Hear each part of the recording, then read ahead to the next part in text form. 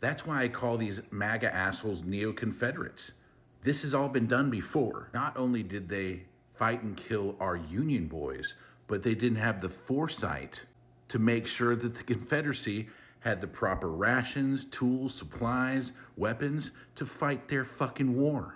Per General James Longstreet, one of General Lee's most trusted advisors, a war to protect an economy based off slavery.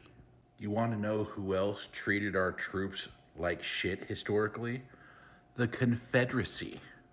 Yeah, a bunch of rich, southern, bigoted aristocrats got a bunch of poor people to fight their war for them. Sound familiar to anybody? Yeah, these troops getting abused psychologically and physically on these boats and on these super carriers is nothing new. Like, what the fuck is Trump doing with all of his money? He doesn't even buy anything cool. He's probably just paying off a bunch of Russian fucking mobsters. That motherfucker owed money all over fucking town before his fucking election. And the tech bros lost 1.7 trillion in this AI fiasco. So if y'all are wondering where all this money's going, me included, I think it's going to reimburse the tech bros for their losses, and I think it's going to pay off Russian oligarch mobsters. Meanwhile, the MAGA neo-Confederacy doesn't even feed and take care of our troops properly on these long-ass extended deployments. Unnecessary deployments for wars that are started to protect pedophilia rings. I mean, some of the Confederates fighting for the South didn't even have shoes. They didn't have uniforms. Reminds me of ICE. They didn't have proper food or rationing. Reminds me of those boys and gals and non-binaries on the carriers and the boats. And of course, they're still lynching people in the South. And it's not just black people. It seems like they'll lynch white people for supporting black people. I reported on somebody, a white dude, getting like burned alive on a mountaintop near Stone Mountain. Obviously, the guy didn't light himself on fire.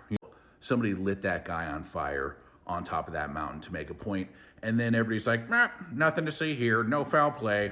Probably just lit himself on fire on this known white supremacist mountaintop monument, no big deal. Like, I bet if we did any sort of investigation that person, even though that they're white, my guess is that they were anti-racist and they were speaking out and they got ganged up on. Just for speaking out against systemic racism and the troll industrial complex and BlackRock and all these authoritarian states around the world, I get attacked. We all get cyber attacked. I can't even like and comment on my favorite tarot girlies posts without these troll bots attacking me. And they weaponize me liking these tarot posts, and they try to use their likeness to basically fish information from me. That's when you know it's systemic. That's when you know that the people that operate these very platforms are passing data illegally to the third parties who have all these illegal chatbot servers. Which brings me to the most recent story from the Washington Post. It looks like there's a lot of AI chatbots that are running Congress with no oversight. And this is being talked about on national news now. These types of things are what The Hill and many other content creators have been talking about for months or even years. It's just now hitting mainstream media. We can't allow this lag time anymore. Everyone needs to speak up about their abuse. You need to document everything. Make sure you lock arms with your community.